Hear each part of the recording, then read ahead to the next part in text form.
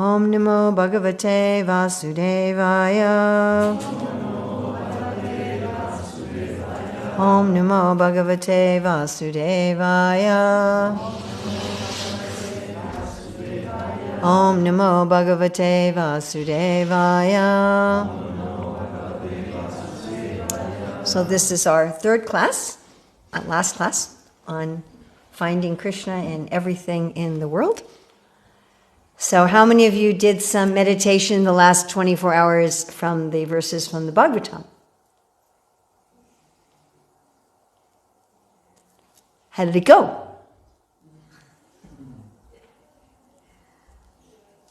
Any feedback?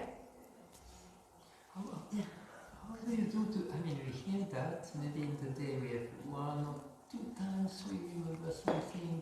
That's good. How you can make it like more condensed? That's very good. Celebrate that. 1 or 2 times in the day, you got a little bit. Jai!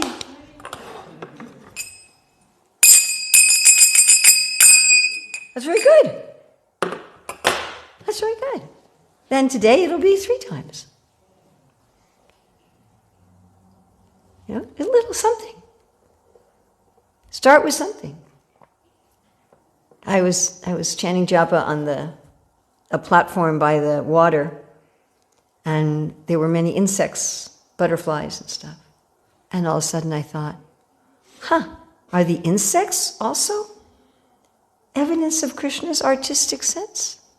They're also very beautiful, iridescent colors and flying around. But are there any birds? And then I started hearing there was birds.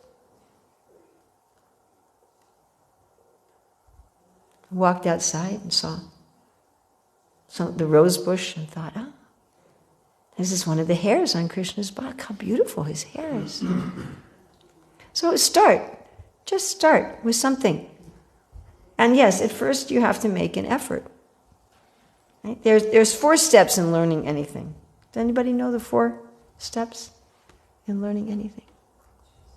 Yes, somebody said yes. Unconscious, I think. Yeah, you. Oh, good.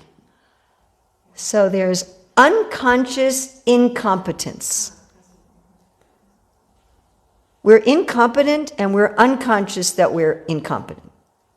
We don't know and we don't know that we don't know. So we're walking around the world. It's the world.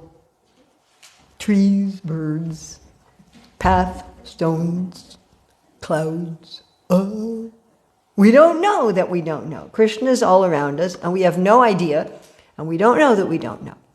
Then the next step, anyone know what the next step is? Conscious incompetence. Now you know that you don't know. You're like, whoa, I don't know. I'm not seeing Krishna everywhere. He's here, he's in everything, everything's in him, but I'm not seeing him. Now that's a very uncomfortable stage and nobody likes to be there. Nobody wants to be aware that they're foolish. It's extremely uncomfortable. So many times we want to go back to the unconscious incompetence. We want to cover ourselves again with ignorance so that we're no longer aware. That's what many people do. So what's the next step after conscious incompetence? Conscious competence. Now this is also a little awkward. It's not as bad as conscious incompetence. Conscious incompetence feels really yucky. I know I'm doing the wrong thing, but all I am is knowing it. I'm doing the wrong thing. Oh, I'm doing the wrong thing. I'm doing the wrong thing. I'm doing the wrong thing. It's really, bless you, it's really uncomfortable. Conscious competence is where you intentionally, bless you, do the right thing. Now, that's not so uncomfortable, but it takes some effort. It takes some effort. We don't like doing things that require effort. By the way, that's very tamagun. Tamagun is you don't want to do anything that requires any effort. You only want to do things that are very easy. So we don't want to make some effort. Oh, I got to make an effort to remember Krishna? Really? I got to actually work at it? Forget it. I'll just walk down the path and not pay any attention. So conscious competence is you make an effort. That's why I suggest you pick 1, 2, or 3 things, and you don't try to do all, like 70 things. Pick one. Okay, today I'm going to meditate on the trees. Today I'm going to meditate on the herbs. Today I'm going to meditate on the air. And if you do it once or twice, that is a great victory. And then what's the final step? Unconscious competence. In other words, automatically. And you were asking about the levels of devotees. The great devotees, automatically everything reminds them of Krishna. They don't have to make any effort. By the way, that starts at the level of a Shakti, if you're familiar with Shraddha to Prema. So even at Nishta, where we're fixed in bhakti, Vishwanath Chakravarti Thakur says that we'll think about Krishna, and then, by the way, that light is really like maybe, could you move that light? Could you? Yeah, thank you so much. So even at the level of Nishta or Ruchi, if you're talking about Krishna, your mind wanders to something else. I think of it like if you have a car or a bicycle and something's crooked and you try to go straight and it keeps... So even at Nishta, which is considered liberated, where 40 or 50%, I'd say 40% by Vishwanath Chakravarti Thakur, Srila Prabhupada will say 50% of our anarthas are gone. Still, there's a tendency, we're talking about Krishna, to something else. Even at Ruchi, even when one has a great taste. At a Shakti, the opposite happens. At a Shakti, oh, look at that beautiful sunset. Krishna. Oh, Krishna's clothes in the sky. Automatically, you don't have to make any effort. And that's still at the platform of practice. Isn't that cool? That's not even perfection. So even at the top stage of practice, automatically we go to Krishna. But we are not, my dear friends, I really hate to break this to everybody, but we're not going to attain that stage without deliberate practice. It just won't happen. Like people who can get up on stage and just dance. Do you know how much practice they had to do that? And the beginning practice was uncomfortable. Right? We see some gymnast, some Olympic gymnast, and we think, I'm just going to do that. I'm just going to get up and go, Those guys are practicing 8 hours a day. Now, the kind of naturalness that Prabhupada talks about is walking. He talks about, and I brought this up in another class, how the child's walking is natural. A newborn baby, you hold them up so their feet touch the ground, and if they're healthy, one foot will start going in front of another. Walking is natural, but we still have to practice it when we're a baby. Now, maybe there's some child in the universe, or on this planet, I'm sure in the universe, but on this planet, some human child that just jumps up and walks after birth. I mean, giraffes do that. Zebras do that. If the baby giraffe doesn't do that, they're dead. So if you're a baby giraffe, you get born, your mother stands up to give birth to you, you fall to the ground, and you have about a half an hour to get up and walk. But with human babies, we're not like that, right? We don't pop out of the womb and start running around. We have to practice, and the way we practice, if you've watched a baby learn how to walk, they just stand up, and sometimes they stand up first by holding on to something. Right, and that's why Kamala Sita and I wrote this book. This is the thing you can hold on to stand up. You can say, okay, I'll read one meditation a day for 2 minutes, and that's the thing you can hold on to stand up. And then eventually you stand up on your own. And you come up with your own meditations and your own understandings and your own realizations. We just meant this to be a diving board. But most of the time the baby falls down. Yes, everybody has seen? Little baby, they stand up, for a couple seconds, and the parents get very excited, and they call the grandparents and the aunties and the uncles, and the baby falls down immediately. And when the baby's learning how to walk, in a particular day, in the beginning, they may only spend 2 minutes standing up. Now, we all did that, and none of us got discouraged. Just see, we're all walking now. We made it. And now we walk automatically. We don't think about it. Even when babies, are walking, they're giving it their full attention. If you see a child who's just learned how to walk, like from this end of the room to the other, they're using their arms for balance, and they're kind of shaky in the whole thing. And if they have to carry a toy at the same time, they can't do it. They just... Okay, so that's what we did, and that's what Srila Prabhupada compares the process of bhakti to. And you'll notice that the baby never laments how much time it spends falling on the ground or bumping into things. It just doesn't get fazed by that at all, and neither do the parents or anybody else. Nobody gets upset. Oh, what's the use of this baby? It's mostly falling on the ground. No, they just celebrate those few seconds, the one step. And I will tell you also, in walking, there is a quantum jump that babies take at a certain point.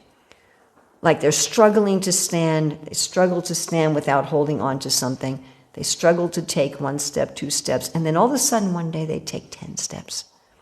And then all of a sudden one day they're walking. So this is how it works. But we do need to make a deliberate practice. So my humble suggestion again with today's, pick one, no more than 3, and say, in the next 24 hours, I'm going to try to think of this one. As much as I can. And if I forget, okay, I forgot. Now let me try again. And eventually it becomes natural. Eventually it just becomes what we do. To start with chapter 7. Krishna says, I am Om.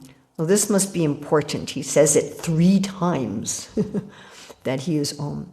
So, of course, Om created everything. It was the original sound, and all objects, even the scientists say that these solid objects are not really solid. They're moving, the atoms, the molecules are moving, and if they're moving, they're making some sound. And what sound are they making? So Om pervades everything. Now, Krishna not only says he's Om, he says he's all sounds. And there's a lecture, we quote from it, I think, in our book, where Prabhupada says that if you don't want to chant Hare Krishna, you can meditate on how Krishna is all sounds. This I find very interesting. And we're always hearing some sounds.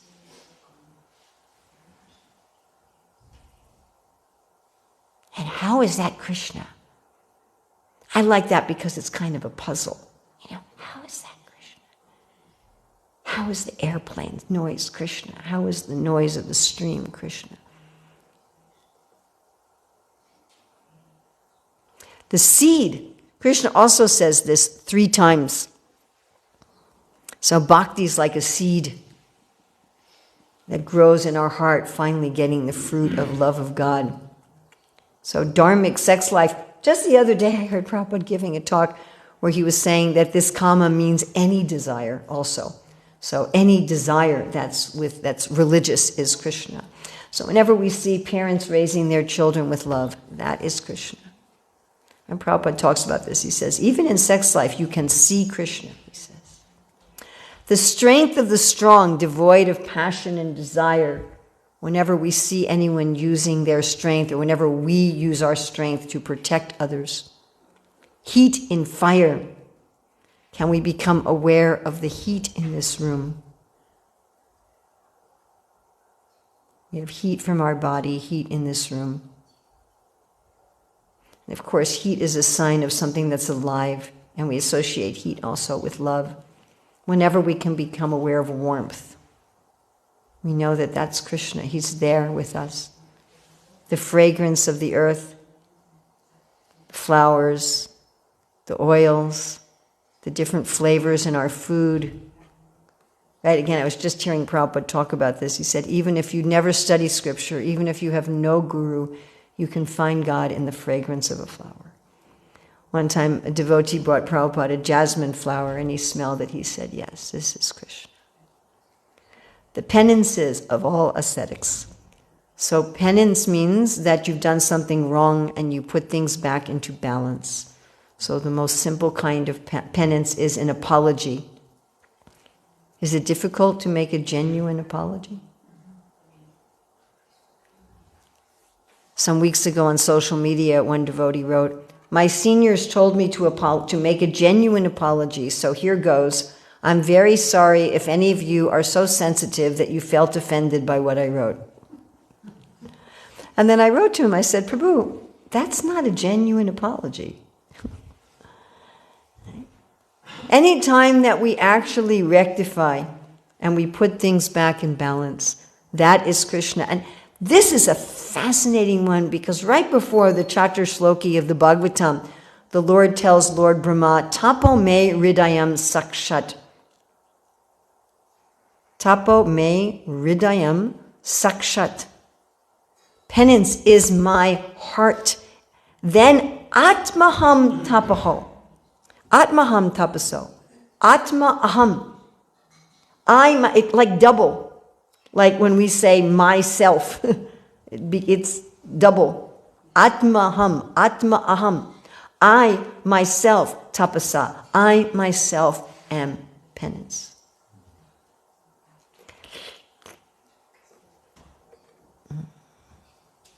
And Prabhupada writes there in that purport, he says, penance is the internal potency of the Lord and none different from him.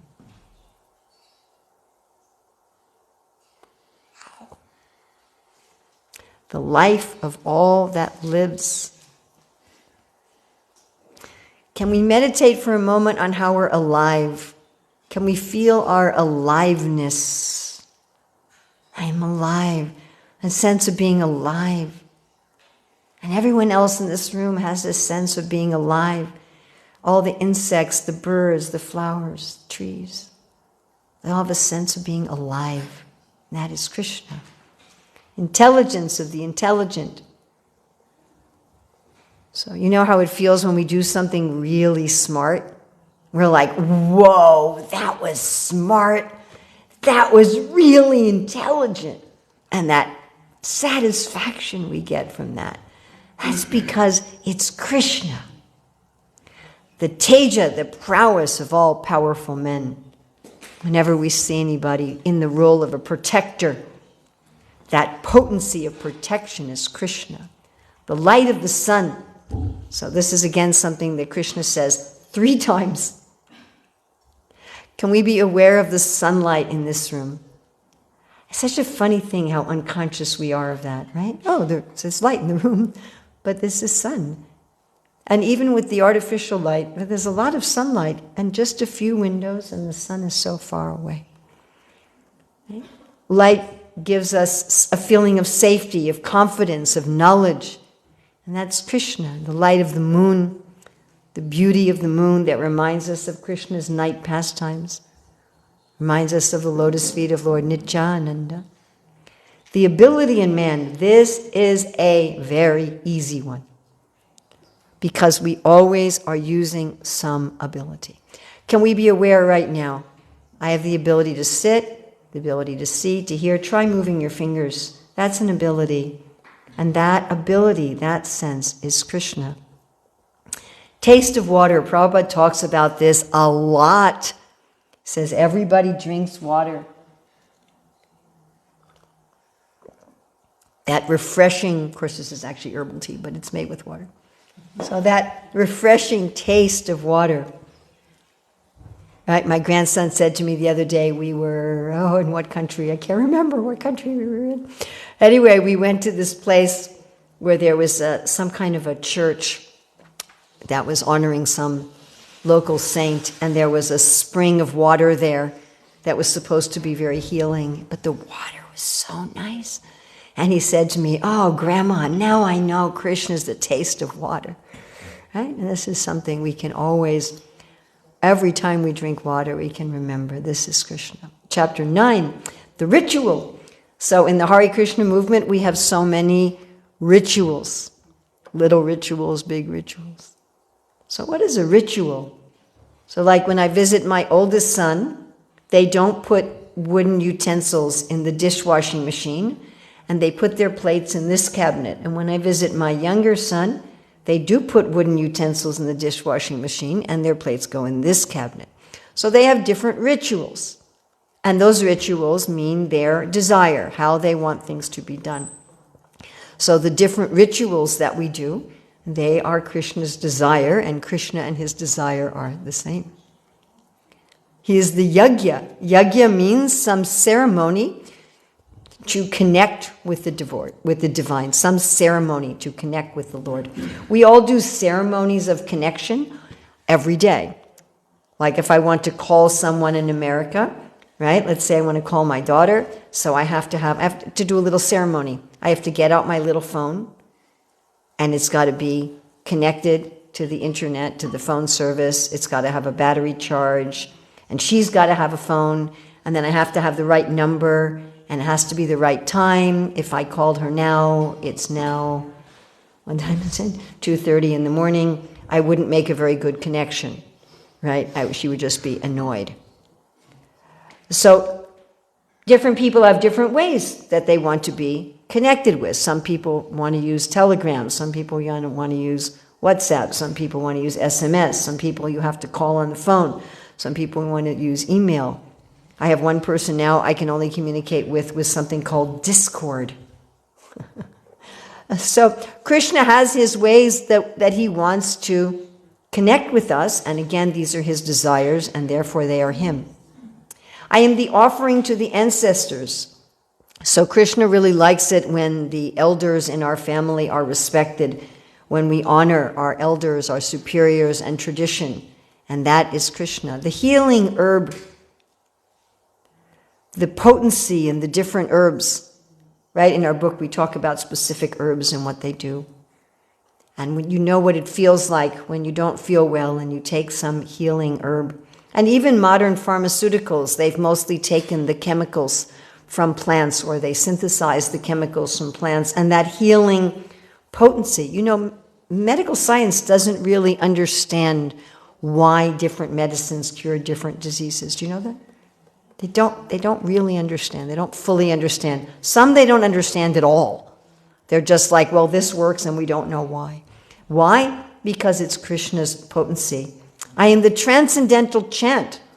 So Krishna is all sounds, but especially the sounds that call for him. Now, not only the rituals, not only the yajnas, but all the ingredients are Krishna. All the paraphernalia that we use to connect with him and the rituals that we do. The Father, of course, every religion talks about how God is the Supreme Father, and all of us have a Father. I hope we have a nice relationship with our Father. You never know in 2023. Some of us here are fathers. Every day we see fathers. We take the most wonderful relationship one can have with the Father, who cares for us, protects us, guides us, maintains us, and we multiply that by 1 billion times. And that is Krishna. And I am the mother. So we are all, our bodies are formed within the body of our mother. Our bodies are nourished from the body of our mother. Similarly, everything we have, we've grown this body and everything from the body of God, and we are nourished from the body of God. And like a mother, he loves us even when we're rebellious, even when we're difficult, even if we're criminals. Like the most loving mother, he always cares for us. I am the support. So we have so many supports: our home, our family, our money, our intelligence. But that potency of support is in Krishna. And sometimes those other supports fail, don't they? Everyone has experience that our supports fail. But Krishna doesn't fail. He's the grandfather. Prabhupada says the grandfather is often more affectionate than the father. We are in the dynasty, Achyuta Gotra, if you have any yajnas done by any traditional brahmana. And they will say for all of us Hare Krishna devotees, we are in Achyuta Gotra. The object of knowledge. Whatever we want to study, if we study it properly, we will find Krishna. I read once one scientist said, if you study a little bit of science, you might be an atheist, but if you study a lot of science, you must find God. He is the ultimate object of knowledge. The purifier, we do so many things to become purified. We may take some Ayurvedic treatment or take some herbs, or we do some exercises or a special diet, or maybe we go see a therapist. But the active principle that purifies us is Krishna. And when we go to Krishna directly, we get ultimately and completely purified. Again, he says he's Om. So Om seems very simple. Actually, just this morning, listening to Prabhupada, he was talking about Om. It seems very simple, one simple syllable. Similarly, Krishna seems very simple. Little cowherd boy, just taking care of his calves. Right? Lord Brahma became fooled and thought, how could this be God? I am the goal. Prabhupada says mental disturbance is for lack of a goal. Setting a goal, working to achieve a goal, actually achieving a goal. And of course, the supreme goal that we should aim for is prema, the sustainer. What sustains us? Air, temperature, water, our blood, our friends, our family, our community, our job, our home. But ultimately, can any of these sustain us without Krishna? Whenever we think I'm being sustained in another way, it's really Krishna working through that to sustain us. I am the master. It's so wonderful when we work under good leaders. Some of the most satisfying times in my life is when I got to work under people who were really together leaders. And they could just take care of the leadership part, and I could just do my own work. And Krishna's like that. Right? What does he say? Bhoktaram yagatapasam sarvaloka maheshwaram suridam sarvabhutanam gyatramam shanti richati. When we realize Krishna is the master, he has it under control.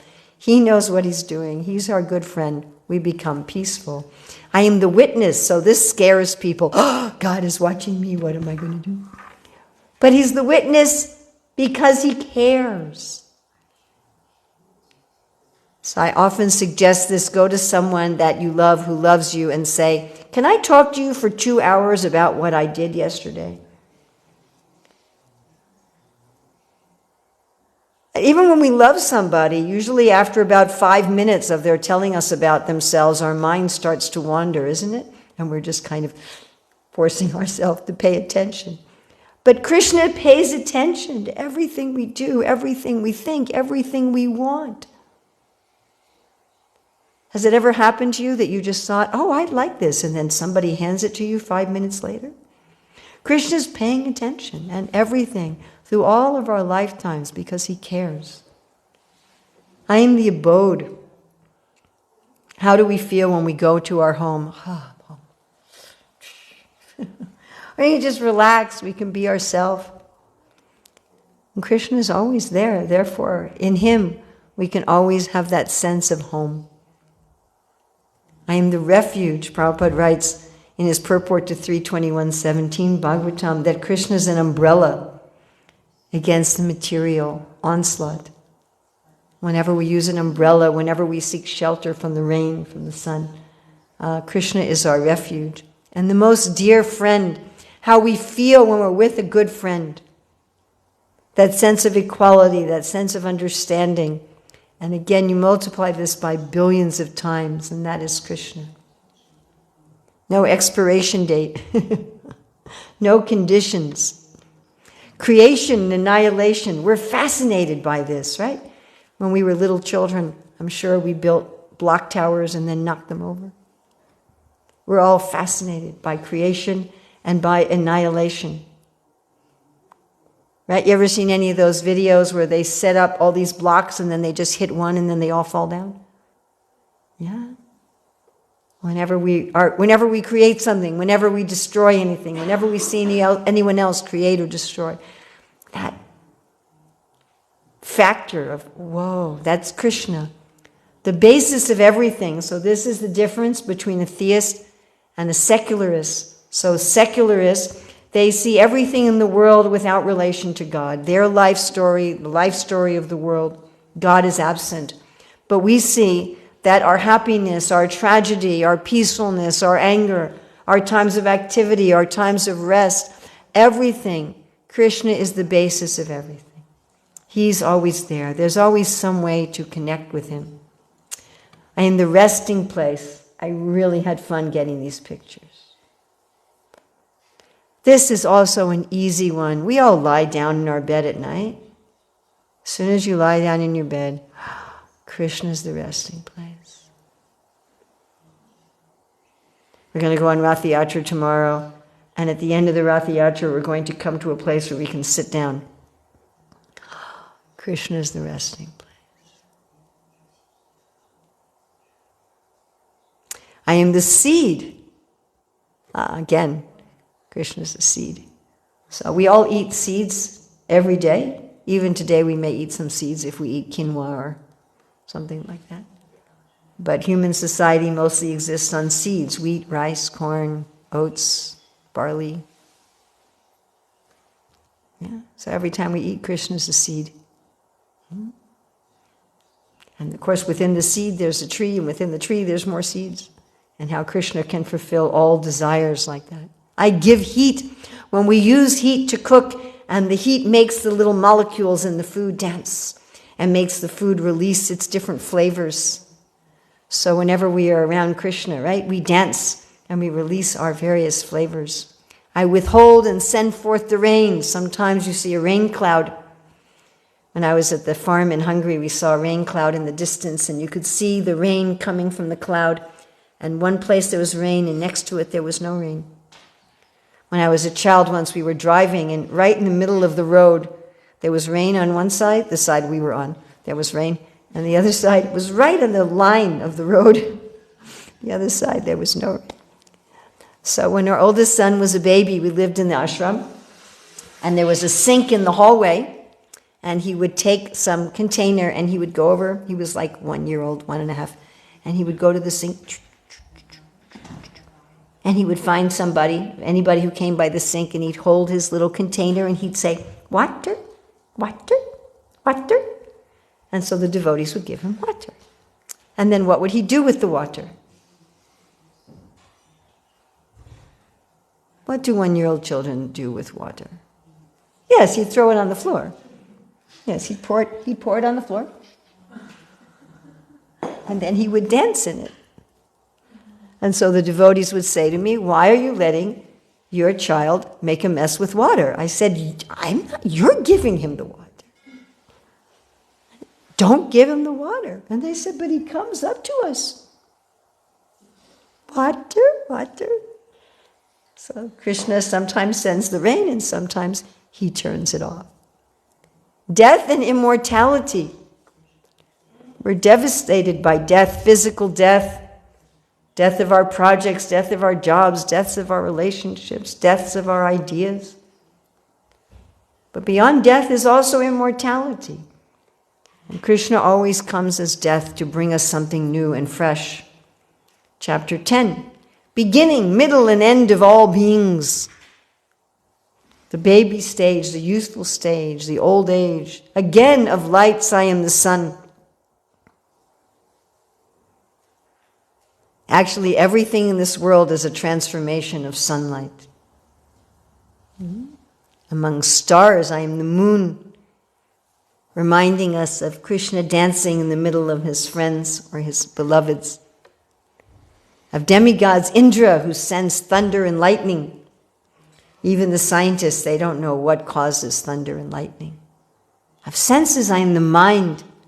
So often we think of our mind as troublesome, but it's the control center of all of our senses. And when we understand it like that and make friends with the mind, and we'll talk about that a little bit more this afternoon, how being in our right place allows us to have our mind as our friend, then we understand, oh, the mind is Krishna.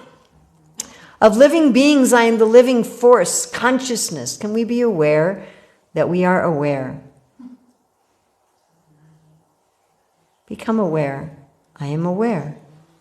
I am aware of my toes, my fingers, the end of my nose. I'm aware of the space of this room. Even with my eyes closed, I have an awareness of how far the room extends beyond my body. And everyone else in this room is aware. And all living beings are aware. That is Krishna. Of all the Rudras, I am Lord Shiva, the great Vaishnava who takes care of the crazies of the universe.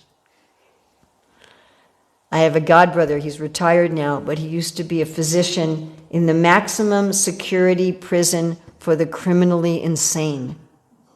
Imagine having that as your job. So that's Lord Shiva's job. So Krishna is kind, and in the form of Lord Shiva, he's even kind to the people who need to be in the maximum security prison for the criminally insane. Of mountains, I am Meru. Inconceivable dimensions, inconceivable existence. Of bodies of water, I am the ocean.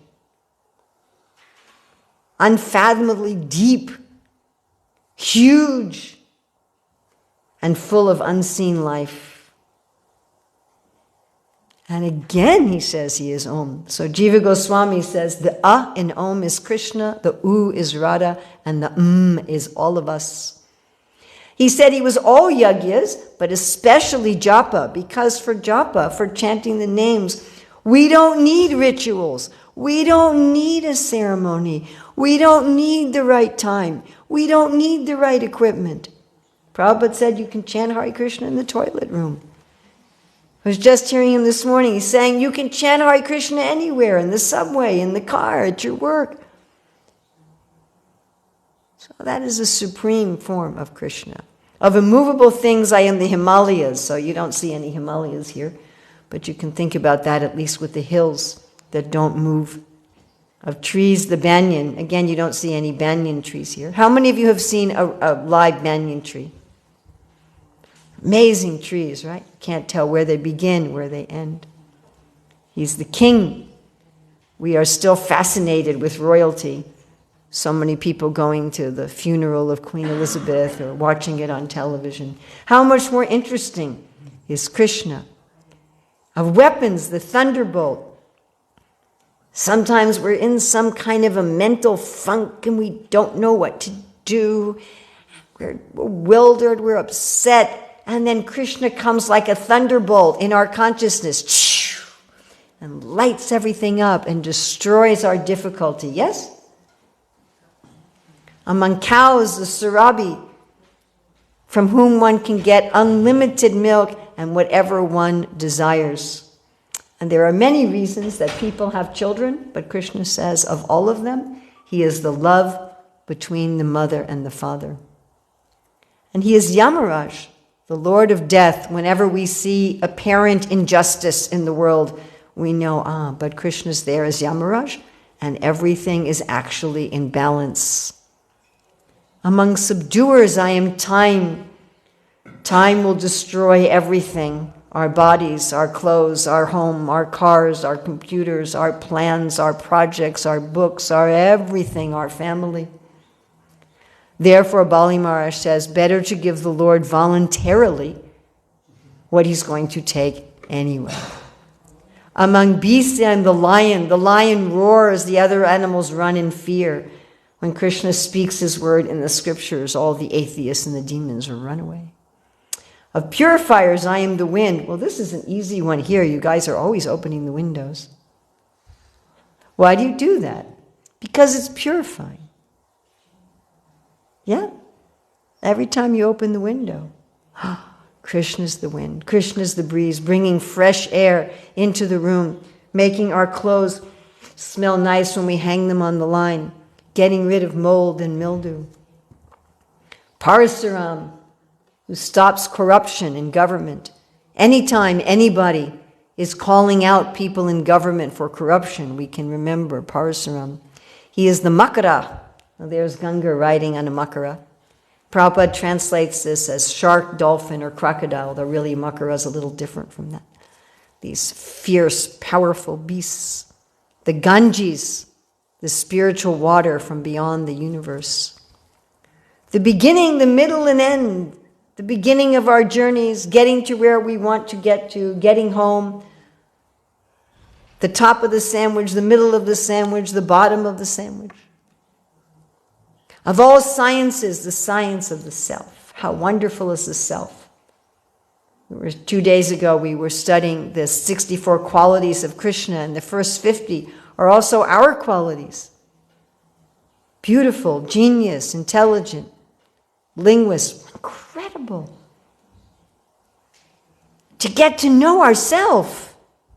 Krishna says when we know ourselves, we relish and rejoice in the self, and we think there's nothing further that we want than that. And then we become fixed in the truth, and we're not disturbed by anything. So what greater science than to know ourselves? He is Vada. So if we actually do our hermeneutics classes, we'll be discussing Vada. So Vada is discussions where you want to find truth. Then there's Jalpa, discussions where you want to win. And Vitanda, discussions where you want to just defeat everybody else. And Krishna says of these, he is Vada, where we actually want truth. Of letters, I am Can we try making the sound You notice your lips, your tongue, and your teeth don't work. This is the most fundamental sound of any sound in any language. Inexhaustible time. And knowing this can help us be in what they call present moment awareness. That Krishna is now, Krishna is now, Krishna is now. How can I connect with Krishna now? How can I please Krishna now? Anytime we look at our watch, we look at the time on our phone. All devouring death. Not just death of the body, again, death of our relationships, death of our home, death of our plans, our projects, our writing, our machines. We so much want to hold on to things in this world. But the death of one thing is the birth of something else. Now, this is an interesting one.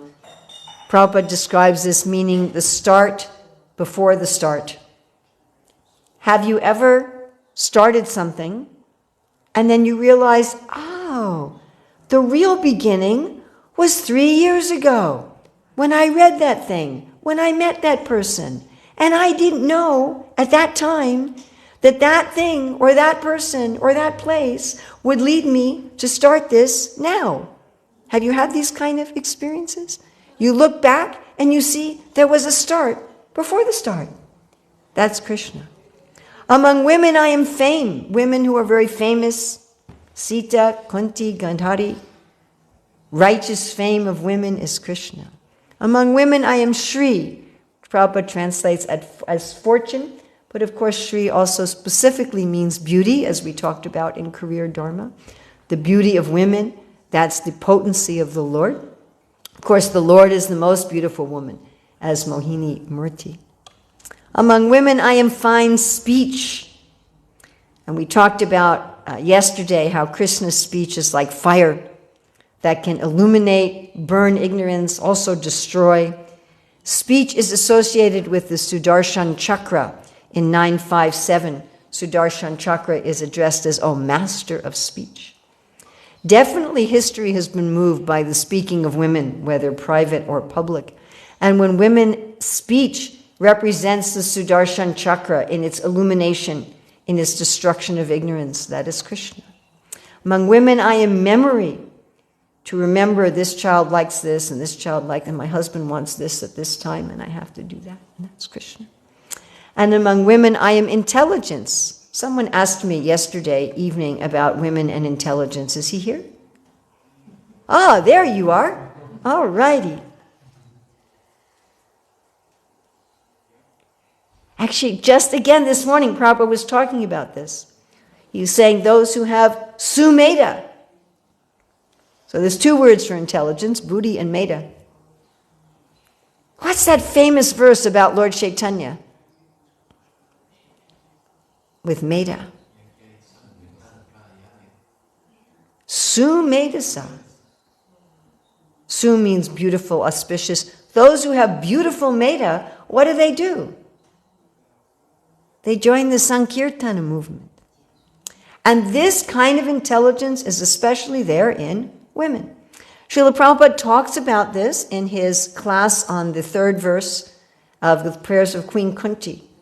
He says that statistically, that women outnumber men in religions. Why? Because women have this metta, this intelligence, that there must be a God and I should surrender unto him. Among women, I am steadfastness, women who are chaste and faithful. That potency is Krishna. Among women, I am patience. So if you have children, how many of you here are mothers? Do you have to have patience to be a mother? Right? I say you either have to be patient, or you go crazy, or you have to give your children away. Those are your 3 choices.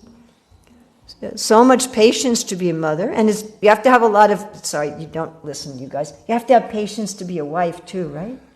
Don't tell them that. So here we have Sukanya being very patient with her husband, Chaivana Muni. So this patience of women is Krishna. Of poetry, I am the Gayatri. When we are chanting the Gayatri, those of us who chant Gayatri, that is God in the form of a poem. It's just so nice. Aren't these nice? They're really nice. Of months, November, December, this is the harvest season. So in every culture, there's some festival for the harvest. What is our harvest festival? What is our Gaudiya Vaishnava harvest festival? Govardhan Puja, yes. Seasons, flower-bearing spring, after the long cold winter, the warm days, the beauty of the flowers.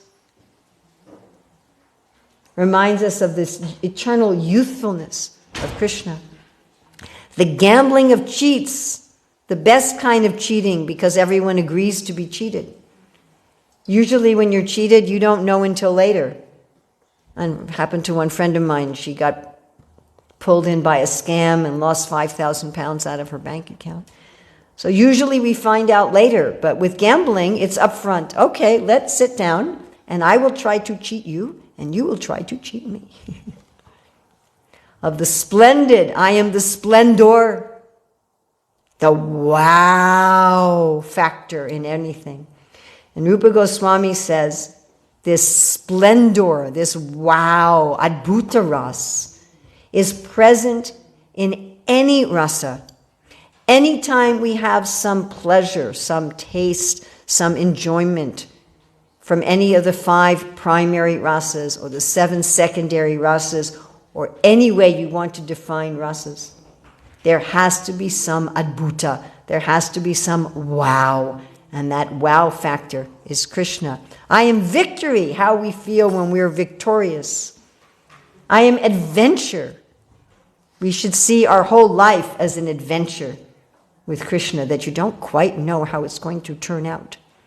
Any strength we have, we talked about this yesterday, that even the strength of the demon soldiers is Krishna. Punishment to suppress lawlessness. If we feel safe walking down the street because our government is punishing the criminals, that is Krishna. This is important.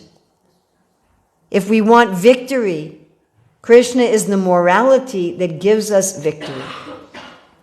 Now, sometimes you might say, well, I did the right thing, I did the moral thing, I did the ethical thing, and I still lost. But isn't that sense that I did the right thing a kind of victory also? That you think, well, I may have appeared to have lost, but I never gave up my principles, I never gave up my ethics, and therefore I feel victorious. That's Krishna.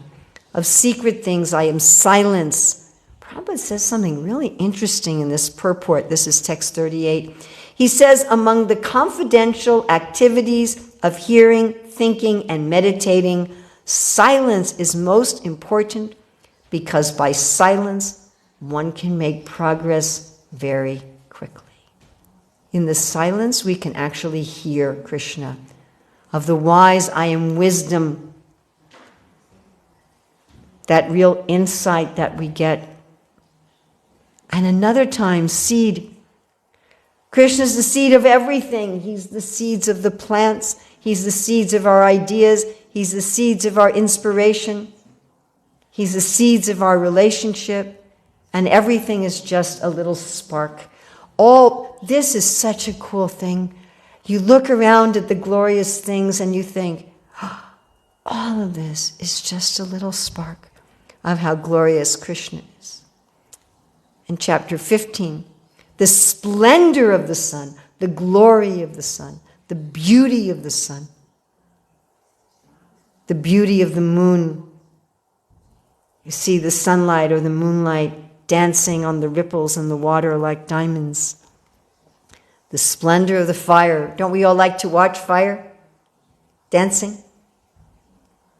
Keeping the planets in orbit. This planet's moving. Do you feel it? No. Amazing, isn't it?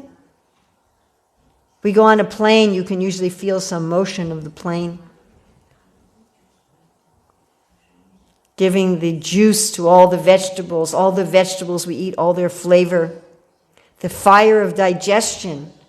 So we're about to have prasadam. Are we going to eat unconsciously or consciously? Right? So like my fingernail, yesterday my fingernail was a piece of bread. Yeah? Right? My nose was some rice. How did Krishna turn the rice into my nose? Pretty clever, huh? Krishna's this fire of digestion, and I think I had an apple. Didn't we have an apple? I had an apple last night, yeah? And the apple turned into my ear by the fire of digestion. And he's moving our food through our body. He's moving our food through our mouth, to our esophagus, to our stomach, to our intestines, through our bloodstream. And this is one of my family's favorite verses. Sarvasya taham ridi sannivisto matasmatir gyanam apohanam cha. Whenever we lose anything, I can't find my watch. I can't find my glasses. Chant 15:15, we say. And then we go around the house. Sarvasya taham ridi sannivisto matasmatir gyanam apohanam cha. So once when I was traveling, the devotee I was with said, Urmila, I can't find my phone. I said, well, chant 15:15. And she started going around the room saying, 15:15, 15:15. So thank you very much. Srila Prabhupada ki jai.